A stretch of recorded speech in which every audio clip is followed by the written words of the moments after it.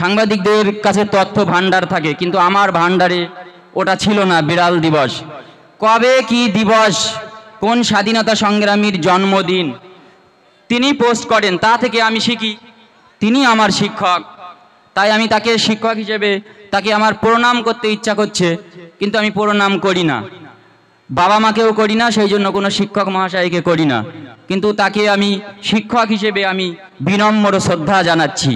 আর একটা হলো, আমি যেহেতু পেশাগতভাবে সাংবাদিক, আর অনেক সাংবাদিকরা মঞ্চে ওঠেন না, তাদের হয়তো বাধ্যবাধকতা আছে, আমার কিন্তু কোনো বাধ্যবাধকতা নেই, কারণ আমি অনিয়ম উচ্ছৃঙ্খল, আমি ভেঙে ফেলি যত নিয়ম কানুন। তো আমি নিয়ম ভেঙে আমি মনে করি না যে রাজনীতি অস্পৃশ্য, কারণ রাজনীতিবিদরাই সংবিধান রচনা করেন। আর একটা কথা হলো, কেউ কেউ বলেন আমি নেতাদের ঘৃণা করি, অথচ নেতাদের তৈরি করা সংবিধানকে বলে শ্রদ্ধা করি। হ্যাঁ, এর থেকে মিছে কথা বা প্রতারণা করা আর কিছু হয় না। যাই হোক, আমি একটা কবিতা বলতে চাই, হয়তো 1 থেকে 1.5 মিনিট লাগবে। আমি আপনার কাছ থেকে ভিক্ষা নিচ্ছি এই সময়টা। এত বড় মঞ্চ আমার নেমে যেতে ইচ্ছা করছে না, তবুও অন্যরা বলবেন। তো একটা কবিতা বলি। যেমন আমি সাংবাদিক দিবস পালন করতে গিয়ে সারা গুগল খুঁজে দেখলাম, একটাও সাংবাদিকদের নিয়ে কবিতা পেলাম না, অথচ সাংবাদিকরা উদয়াস্ত পরিশ্রম করেন, নিগ্রহের শিকার হন, মামলা খান। হ্যাঁ, এই যে এবিপি আনন্দের সাংবাদিক মহোদয় বসে রয়েছেন, ওনাকে পর্যন্ত পিছন থেকে উত্ত্যক্ত করা হচ্ছিল, বসো, কেউ কেউ বলছে এই বস ইত্যাদি। আমাদের সাংবাদিকদের এই হলো সম্মান।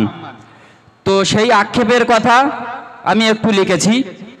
আমার সাংবাদিক মহোদয় রঞ্জিত কুমার মণ্ডল মহাশয় বসে রয়েছেন, আনন্দবাজারের শামসুল হুদা মহোদয় বসে রয়েছেন, NK-TV 9-এর আলমগীর মোল্লা মহোদয় বসে রয়েছেন, অন্যান্য যারা সোশ্যাল মিডিয়ার সাংবাদিক। আপনাদের মনের কথাটাই আমি বলেছি, দেখুন কেমন লাগে। আমি সাংবাদিক সাদ্দাম হোসেন মিদ্দে, আমারই লেখা। কারণ আমাকে অনেকে কবি বলে বিভিন্ন জায়গায়, আমি লজ্জা পেতাম, কবিতা তখন লিখতাম না, অথচ কবি বলতো, তা লিখেই ফেললাম রাগ ঢাক করে। আমি খবর খুঁজি, আমি খবর রচি, আমি খবর করি ফেরি, আমি জাতির বিবেক, আমি সমাজের আয়না, আমি লিখে যাই সভ্যতার দলিল। খবরের খবর আসলে কানে করি না মোটেই দেরি, রাত দিন 7 দিন কাজ করি যেন বিরামহীন ঘড়ির কাঁটা। কাদা ঝড় রোদ কিংবা হাড় কাঁপানো শীত তুচ্ছ করে ছুটি, গুলির শব্দ বোমের মর্মর ধ্বনি শুনেও ছুটে যাই দুরন্ত ষাঁড়ের মতো।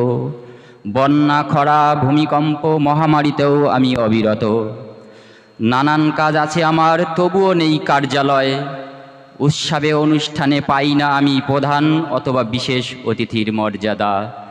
সাধারণ অতিথি হিসাবে মাঝে মধ্যে পাই আমন্ত্রণ, তবে আমার বসার কেদারা সবার পিছন।